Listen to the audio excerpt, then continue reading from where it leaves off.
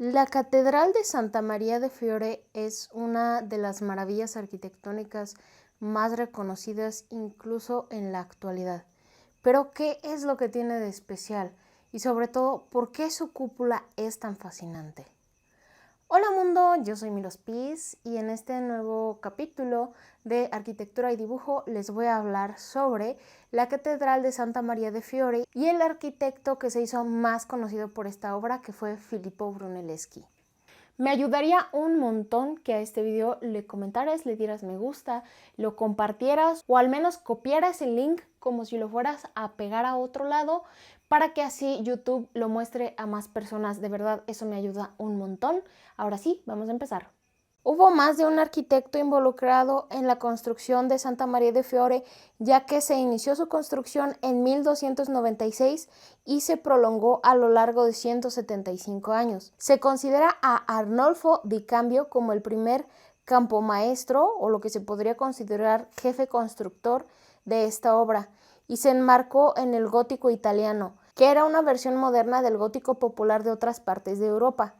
Murió en 1310 dejando las obras totalmente paralizadas, y en 1330 la institución encargada de las obras, conocida como Ópera del Duomo o simplemente como el Duomo, quedó bajo la dirección y financiación del Gremio de la Lana, un grupo dominante de la política florentina. Desde entonces pasaron varios arquitectos por la obra que tenían el cargo de campomaestro también, entre ellos Andrea Pisano en 1331, que inició la construcción del campanario según el diseño original de Giotto de Bondone. En 1348 se tuvieron que detener los trabajos, ya que la peste negra azotó Florencia, lugar donde se ubica Santa María de Fiore, y esto redujo la población significativamente. Pero aún así, con todos los años que habían pasado, en 1355 apenas se habían levantado los muros laterales y una parte de la fachada principal.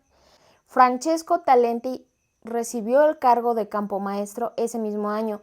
Este modificó el proyecto original, alargó la nave principal, aumentando la longitud de la iglesia hasta los 153 metros. Esto también significó que el tamaño de la cúpula se hiciera aún más grande. Ya que existía cierta rivalidad con otro pueblo, los italianos pretendían que esta obra compitiera con otras obras de la región, por tanto querían hacerla lo más grande, lo más moderna o lo más impactante posible.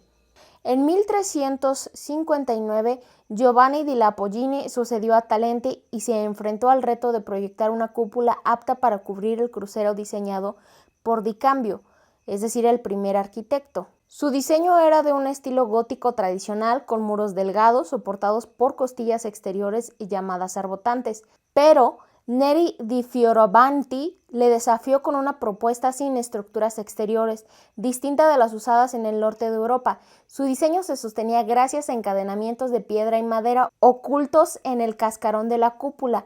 Estas cadenas aplicaban una presión similar a la de los aros de hierro de un barril, evitando que el conjunto se abriera por sus puntos más débiles. La propuesta de Neri di Fioravanti, sin añadidos góticos, suscitó un gran debate frente a la más conservadora de Giovanni di Lapo. En 1367, la Ópera del Duomo aceptó la idea de Neri, es decir, la última, la que no era tan gótica, con una observación: se agrandarían los pilares del crucero y la cúpula aumentaría aún más su diámetro hasta los 55 metros. Neri resolvió el reto mediante un doble cascarón con una robusta capa interior sobre la que se apoyaba una segunda piel más ligera como protección frente a las inclemencias exteriores. Nuevamente, todo esto es aún en proyecto. Sin embargo, una estructura muy similar a esta fue la que se terminó construyendo. Geometría propuesta por Neri era la de una cúpula octogonal con 8 nervios de piedra. Su perfil era ojival. Eso significa que en vez de ser tipo arcos de medio punto, que son como un círculo partido a la mitad, estos son un poco más alargados, y esto aumenta su altura hasta los 91 metros. Es decir, con esta propuesta, la cúpula tendría 55 metros de diámetro por 91 metros de alto. Recordemos que esto es antes de 1400. Así es como la Catedral de Florencia se convertiría en la cúpula más grande de la historia de Occidente. Fioravanti plasmó su propuesta en una maqueta de ladrillo de 4.5 metros de altura y 9 de longitud, Se rumora o se dice por allí que utilizaban esta maqueta como para inspirarse, y la ópera del Duomo y los arquitectos involucrados prestaban juramento sobre la maqueta y la Biblia para confirmar su compromiso de que el diseño se ejecutara tal cual como estaba proyectado en dicha maqueta. Sin embargo, el problema era que no se sabía cómo ejecutar la obra, no sabían realmente cómo podrían construir semejante cúpula. Lo que creían era que forzosamente necesitarían algún tipo de cimbra, complejos andamios y cosas que básicamente requerirían el uso de la madera y por tanto de personas que supieran trabajar muy bien la madera. Sin embargo, para esta época, los artesanos dedicados a ese arte estaban escaseando en Florencia y conforme pasaban los años, había cada vez menos gente capacitada. Por ello, en 1418, cuando ya no pudieron posponer más la construcción, porque los mismos italianos creían que quedarían en ridículo frente a sus adversarios al proponer de inicio una obra tan ambiciosa, y al no ponerle techo, pues quedarían en ridículo. Entonces, en 1418 convocaron un concurso para decidir cómo acabarla. En esa competencia se enfrentaron dos célebres artistas, Lorenzo Ghiberti y Filippo Brunelleschi. Cabe destacar que Filippo Brunelleschi y Ghiberti ya se conocían anteriormente. Unos años atrás también había habido un concurso para realizar la puerta de otra construcción muy importante. Esta puerta se iba a realizar en bronce, se hizo nuevamente un concurso y la obra se le asignó originalmente. Hay varias versiones de esta historia, pero todo apunta a que originalmente se le concedió la obra tanto a Ghiberti como a Brunelleschi. Sin embargo, como Brunelleschi era un hombre con cierto grado de orgullo, decidió que él mejor le iba a dejar todo el trabajo a Ghiberti en vez de quedar en un segundo lugar. Por eso le cedió su lugar a Ghiberti y se fue con un amigo escultor. Cabe destacar que Filippo Brunelleschi inició en el mundo del Renacimiento, donde había artistas y arquitectos multifacéticos que eran escultores, pintores y demás. Filippo también era de esta forma. Él inició el arte en la orfebrería, después estuvo involucrado en la escultura y para esta época tenía un amigo escultor que muy probablemente hayan escuchado su nombre, que era Donatello. Junto con Donatello decidió irse a Roma a estudiar los edificios clásicos, los edificios de los romanos. Se fueron juntos, pasaron años ahí. Se dice que sobrevivieron haciendo de vez en cuando algunos trabajos sencillos de orfebrería, pero la mayor parte de su tiempo la dedicaban a dibujar los edificios antiguos, a tomarles medidas, a hacerles proporciones, un montón de cosas. En este momento, Brunelleschi ya tenía muchísimo conocimiento, se podría decir que teórico, ya que también había inventado la perspectiva. Sí, efectivamente, la perspectiva como tal, lo que percibimos como perspectiva, no es algo que alguien haya inventado, pero sí la forma de plasmarlo y probablemente la palabra en sí, perspectiva, o sea, el concepto total de perspectiva, de que las cosas en la lejanía se van haciendo más pequeños y todo eso, gran parte de ese conocimiento se lo debemos a Brunelleschi con un experimento que para estas alturas ya había realizado. Entonces ya tenía bases de perspectiva y estaba aprendiendo directamente de los edificios clásicos de la arquitectura romana, palabras que ya no se usaban tanto como proporción, escala, medidas, simetría, cosas que para este momento ya no estaban como de moda o no era lo que se estaba usando, porque en este punto lo más nuevo que se había visto era el gótico. Se estaba terminando la fase del gótico y precisamente empieza el Renacimiento. Por eso se considera a Filippo Brunelleschi y a Santa Maria de Fiore como uno de los principales hitos que iniciaron el Renacimiento, ya que Brunelleschi directamente fue a Roma a estudiar a los antiguos y traerlo de nuevo a la vida, por eso se le denomina Renacimiento. Entonces todo esto ya había pasado en 1418 cuando se realiza ese concurso. Filippo Brunelleschi tenía 41 años. Había nacido en Florencia en 1333, 10 años después de la votación a favor de la cúpula de Neri di Fiovaranti. Y además su casa, la casa en donde él nació, estaba justo frente a la catedral que estaba en construcción. Entonces él ya había tenido muchos años conociendo la catedral, ya tenía muchísimo conocimiento teórico. Él hizo una propuesta, varias personas hicieron distintas propuestas y nuevamente se considera como una especie de empate entre Brunelleschi y su antiguo rival Ghiberti. Nuevamente se decide que hagan la obra entre los dos, ya que Brunelleschi mostraba mucha seguridad y decía que sabía perfectamente cómo resolver la obra, pero no les decía exactamente cómo. Y además, Brunelleschi hizo algo que nadie había pensado, o propuso más bien hacer algo que nadie ni siquiera había considerado, soñado, que era hacer la cúpula sin ningún tipo de cimbra. Pero no les dijo cómo la iba a resolver, no hizo planos, no hizo nada. Algunas versiones dicen que hizo una maqueta, otras dicen que simplemente medio explicó lo que iba a hacer. El punto es que Brunelleschi fue muy misterioso, pero muy seguro de sí mismo. Ghiberti, sin embargo, dio aspectos un poco más técnicos que le hicieron ganar su lugar ahí. Esta vez, Brunelleschi no le cedió su lugar a Ghiberti, sino que aceptó trabajar junto con él, pero hubieron problemas. Algunas versiones dicen que Ghiberti le causaba problemas a Brunelleschi y otras dicen que Brunelleschi en realidad tenía un plan muy elaborado para conseguir que él en solitario fuera el responsable y el creador de la cúpula, ya que por todo lo que les mencioné anteriormente ya se sabía desde ese momento que esa cúpula iba a ser muy importante. Bien, una de las versiones que leí en un libro llamado Vidas Construidas dice que Brunelleschi le permitió trabajar a Ghiberti, pero nunca compartió. Se suponía que Brunelleschi estaba un poco más arriba en rango de Ghiberti, entonces él debía de alguna forma dirigir la obra, pero en ese momento no era como ahora que hay un responsable de obra o una persona que está a cargo y todos los demás responden a él, sino que básicamente todos los involucrados tenían cierto grado de responsabilidad, tanto los que trabajaban la piedra como los que trabajaban la madera, o todos tenían cierto grado de responsabilidad y no había como tal una figura como digamos el arquitecto a cargo de la obra como lo conoceríamos hoy en día. Entonces, si bien Brunelleschi estaba un poco más arriba del rango, no era demasiado el poder que tenía. Entonces, ocultó parte de las estrategias, o sea, nunca le reveló, ese es uno de los grandes misterios de la arquitectura, nunca le reveló realmente a nadie, ni hay planos ni nada escrito de cómo realizó la cúpula, por eso es que es tan intrigante.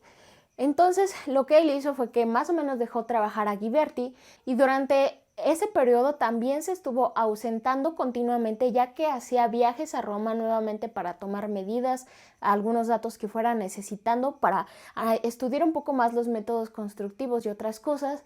Y cada que él se ausentaba, pues las obras se paraban totalmente porque Ghiberti realmente no sabía muy bien lo que estaba haciendo. Y además de todo esto, Brunelleschi astutamente le dijo a Ghiberti que él, Ghiberti, repartiera las labores o lo que tenía que hacer cada quien para la cúpula. Entonces Ghiberti, queriendo darse el mayor crédito, dijo que él iba a hacer las cadenas o las nervaduras que iban a hacer la estructura que realmente iba a estar sosteniendo al domo y que Brunelleschi nada más se encargara de los ladrillos, de la mampostería. Sin embargo, como les mencioné, Ghiberti realmente no sabía muy bien lo que estaba haciendo. Su fuerte no era tanto la teoría ni la técnica, entonces tuvo errores de cálculo y las cadenas no resistieron, se cayeron y además de todo esto, Brunelleschi fingió una enfermedad, por lo que se ausentó más días de la obra y después pues regresó a este desastre, se quejó con la ciudad y con el Duomo, les dijo que que Ghiberti nada más estaba desperdiciando el tiempo porque pues no estaba trabajando cuando él no estaba presente, y además ya le había hecho gastar mucho a la ciudad, dinero desperdiciado obviamente, por lo que Filippo Brunelleschi entonces en 1423 es nombrado en solitario como inventor y gobernador de la obra. Y bien dado fue el término que le dieron a Brunelleschi como inventor de la obra, ya que ciertamente él era inventor aparte de todo lo demás. Como ya les mencioné, él se puede decir que inventó la perspectiva tal como la conocemos hoy en día. Repito, no inventó lo que percibimos, sino la forma de representarlos y el concepto que existe de la perspectiva. Para esto inventó un artefacto con el que fue capaz de copiar exactamente otro monumento muy importante de su ciudad, el baptisterio, y gracias a este se podría decir que lo calcó y de ahí sacó los principios de la perspectiva. También para el domo de Santa María de Fiore estuvo inventando algunas cosas. Entre ellas está, por ejemplo, un sistema de poleas. Ya existía algo similar, pero se hacía únicamente con hombres para poder subir los materiales. Él lo modificó y añadió más fuerza. Para esto, en vez de que toda la fuerza fuera hecha por hombres, lo sustituyó con bueyes que daban vueltas en círculos y hacían mucho más fácil el levantar las cosas. Entonces así fue inventando distintas cosas, pero nuevamente no le dijo a nadie ni que iba a hacer una cosa u otra, simplemente llegaba con sus inventos, con cosas que necesitaba implementar, y así es como fue construyendo la cúpula de Santa María de Fiore.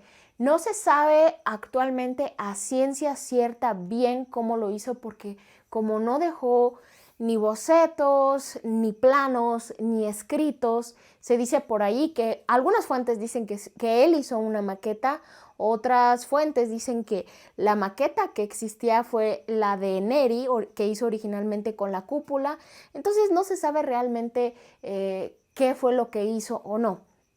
En un documental que vi hace muchos años, mencionaban que una de las cosas que actualmente es un quebradero de cabeza para cómo Brunelleschi resolvió la cúpula es que si bien la base de la cúpula era un octágono, no era un octágono perfecto, no era regular, tenía algún lado más corto. No se sabe bien si fue error de construcción o así estaba diseñado, pero en ese documental no encontré otra fuente actualmente, y ese documental no lo puedo encontrar, pero me parece que fue por National Geographic. Ahí decían que ese octágono no era perfecto, entonces al momento de levantar la cúpula podría no coincidir. O sea, era realmente muy difícil hacerla coincidir nuevamente porque el octágono no era regular. Entonces, pues esto fue un gran reto. Otro gran reto es que no se utilizaron cimbras ni nada, ya que así lo había propuesto en el diseño Neri. Además, también cabe resaltar que Brunelleschi contribuyó en ciertas cosas al diseño. No se dice exactamente qué partes de la cúpula fueron diseñadas por él, pero sí se dice que él veía la cúpula como algo que iba a unir toda la catedral, todo el edificio, y que nuevamente tenía mucho que ver con el conocimiento que él adquirió en Roma. Una de las cosas que Brunelleschi definitivamente sí diseñó fue la linterna de la parte de arriba, es decir, la parte superior de la cúpula, digamos, el adorno que hay arriba. Él no quiso que fuera simplemente un elemento, sino que es algo así como un edificio completo en miniatura. Sin embargo, Brunelleschi no vería su obra totalmente terminada. Él no llegó a ver la construcción de esta linterna. Sí vio totalmente construida la cúpula, pero no la parte superior. Ahora bien, con respecto a cómo se construyó la cúpula, en otro documental que vi mucho más recientemente, se han hecho varios experimentos. Bueno, todo el mundo ha hecho investigaciones y experimentos, pero hay un profesor que vive no sé si actualmente, pero en el momento en el que se grabó el documental, vivía en Florencia y estaba realizando una escala, una maqueta de la cúpula, pero a mayor escala de lo que se había visto nunca antes, y pues estuvo estudiando detalladamente la cúpula. Es lo que se puede hacer actualmente, ver la obra ya hecha y tratar de hacer ingeniería inversa para ver cómo se hizo. Entonces él con sus investigaciones pues fue descubriendo cosas que se cree que tuvieron mucho que ver con cómo se construyó la cúpula, cómo se hizo esta estructura autoportante sin necesidad de cimbra. Se cree que una de las piezas fundamentales de este proceso constructivo es el uso de ladrillos de una forma que se denomina espina de pez. Y todo esto se fue construyendo en espiral, o sea, no se fueron haciendo primero un lado y luego otro y juntándose en un entramado, sino que digamos que se fue avanzando en círculos concéntricos ascendentes, más bien en espirales, y con el sistema que les digo que se denomina como espina de pez, que en este se usa un ladrillo y se asienta en el otro, proporcionando más estabilidad al conjunto, o sea, van un ladrillo sobre otro, de forma espiral hasta llegar al final. Y como les mencionaba anteriormente, la cúpula en realidad son dos cúpulas, una exterior y una interior. Brunelleschi puso una cúpula en el borde interior con 4 metros de grosor y otra en el exterior. Entre ellas hay aproximadamente 4 metros de separación. Ese espacio queda vacío y ha sido transitable, o por lo menos presenta escalones, lo que indica que podría transitarse. Además, la cúpula interior es más gruesa y la exterior es más fina, como lo propuso Neri, para que la exterior de alguna forma protegiera a la interior de las inclemencias del clima. Al inicio se supone que se comenzó utilizando piedras, pero pasados unos metros Brunelleschi decidió trabajar solo con ladrillos, ya que pesaban menos. Además, también se dice que Brunelleschi estuvo involucrado incluso en estos ladrillos, digamos que los diseñó. No sé, o yo no encontré al menos si los diseñó en cuanto a la forma, el tamaño en específico, el material o qué, pero estuvo involucrado en la creación de esos ladrillos. Literalmente supervisó todo, hasta cómo se cosían dichos ladrillos. Y como no se empleó cimbra, no se podían lanzar nervios por encima de la madera para crear una clave al uso. Entonces la cúpula se construyó avanzando hacia arriba en sentido espiral, como ya les mencionaba. De esta forma se lanzaron 8 nervios, ya que el tambor o la cúpula en sí era octogonal, y otros 2 nervios intermedios en cada lado. Y los ladrillos, como ya les mencionaba, se colocaron con el sistema de espina de pez, que fue aprendido nuevamente de los romanos. La catedral, ya como conjunto, presenta 3 naves despejadas, lejanas a las del gótico francés, con pilares cruciformes y bóvedas de crucería tripartita, y la visión longitudinal de esas naves. Brunelleschi quiso que quedara complementada y compensada con una visión vertical absolutamente limpia al llegar al crucero. Muchos años después, Vasari pintó el interior de la cúpula hacia el crucero, de modo que parece dividida en pisos, pero estas pinturas no concuerdan con la visión que tenía originalmente Filippo, ya que no quería que se vieran trabas en la cúpula. No hay en realidad una división de ningún tipo en el interior. Esto era lo que tantísimo le costó a Brunelleschi, porque los nervios quedan ocultos y realmente no hay una clave. En el exterior sí se pueden apreciar los 8 nervios principales correspondientes a los 8 lados de la cúpula. Bajo esta cúpula se aprecian los volúmenes de los 3 ábsides de la cabecera y los de las pequeñas exedras o templetes semicirculares que fueron construidos por Brunelleschi, de modo que la cabecera establece al exterior relaciones de volumen con el resto del edificio y la cúpula se relaciona con los volúmenes de alrededor, no solo los de la cabecera desde su carácter dominante. Es así como Brunelleschi integró la cúpula y de alguna forma unificó más la catedral para que tuviera más proporciones y que fuera más acorde a lo que él había aprendido en Roma. Es por todo lo que les he estado contando que Brunelleschi es el nombre que se relaciona con la Catedral de Santa Maria de Fiore, aunque normalmente se le conoce como el arquitecto de la cúpula de Santa Maria de Fiore. Años más tarde, Alberti hablaría de la cúpula de Brunelleschi en su Tratado de la Pintura de la siguiente forma: es una inmensa estructura que se alza sobre el cielo de Florencia, capaz de acoger con su sombra a todos los pueblos de Toscana. Espero que este video les haya gustado. Si fue así, por favor, compártenlo y nos vemos en un próximo video. ¡Paz!